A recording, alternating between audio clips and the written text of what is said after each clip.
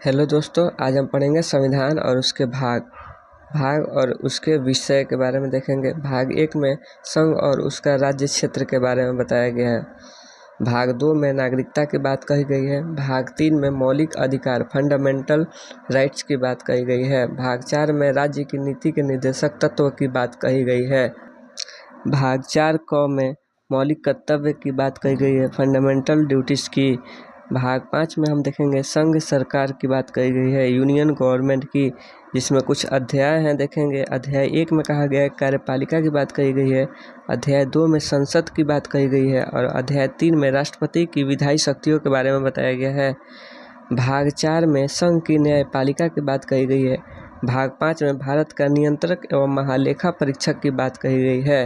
अब भाग 6 देखेंगे राज्य सरकारों के बारे में, इसमें बताया गया है। भाग 6 में इसमें कुछ अध्याय हैं। अध्याय 1 में देखेंगे साधारण जनरल की बात कही गई है। भाग 2 में अध्याय 2 में कहा गया है कार्यपालिका की बात कही गई है। अध्याय 3 में राज्य का विधानमंडल के बारे में बताया गया है।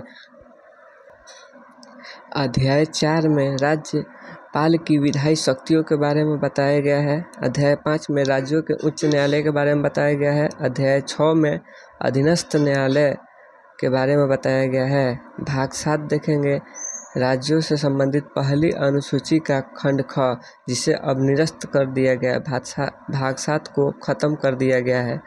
भाग 8 में देखेंगे संघ राज्य क्षेत्र के बारे में बताया गया है, यूनियन टेरिटरी के बारे में। भाग 9 के बारे में देखेंगे पंचायतें हैं इसमें। भाग 9 में नगर पालिका की बात कही गई है। भाग 9 का ख में सहकारी समितियों की बात कही गई है। भाग 10 में अनुसूचित और जनजाति क्षेत्र शेड्यूल्ड एंड ट्राइबल एरिया की बात कही गई है। भाग 11 में संघ और राज्यों के बीच संबंध के बारे में बताया गया है, जिसमें कुछ अध्याय हैं। अध्याय हम देखेंगे। अध्याय 1 में कहा गया है विधायी संबंध और अध्याय 2 में प्रशासनिक संबंध राज्य और संघ के बीच। भाग 12 में वित्त, संपत्ति, संविधान और वाद की बात कही गई है, जिसमें कुछ अध्याय हैं देखेंगे हम। अध्याय 1 में वित्त की बात कही गई है। अध्याय 2 में ऋण लेना के बारे में बताया गया है। अध्याय 3 में संपत्ति, संविधान, अधिकार, बाध्यताएं और वाद की बात कही गई है। अध्याय 4 में संपत्ति का अधिकार, राइट टू प्रॉपर्टी की बात कही गई है, जो अनुच्छेद 300A में चला गया है अभी। भाग 13 देखेंगे हम, जिसमें बताया गया राज्य के राज्य क्षेत्र के भीतर व्यापार और वाणिज्य के बारे में बताया गया है भाग 13 में।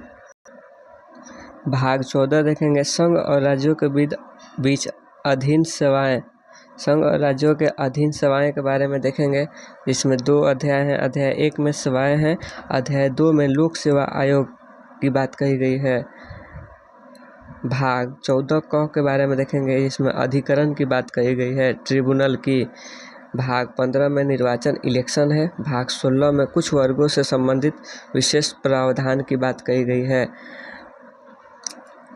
भाग 17 देखेंगे, जिसमें राज्य भाषा ऑफिशियल लैंग्वेज है, जिसमें कुछ अध्याय हैं। अध्याय 1 में देखेंगे संघ की भाषा के बारे में बताया गया है। अध्याय 2 में प्रादेशिक भाषाएं के बारे में बताया गया है। अध्याय 3 में सर्वोच्च न्यायालय, उच्च न्यायालय आदि की भाषा के बारे में बताया गया है। अध्याय 4 में हम देखेंगे विशेष निर्देश की बात कही गई है। भाग 18 देखेंगे हम, जिसमें आपात उपबंध के बारे में बताया गया है, इमरजेंसी के बारे में इसमें उल्लेख किया गया है। भाग 19 में प्रकीर्ण यानी स्कैटर्ड के बारे में बताया गया है।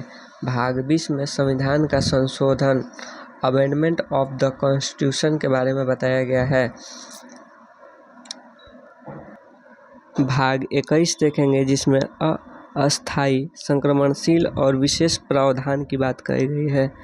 भाग 22 में संक्षिप्त नाम, प्रारंभ, हिंदी में प्राधिकृत पाठ और निरसन की बात कही गई है। धन्यवाद दोस्तों।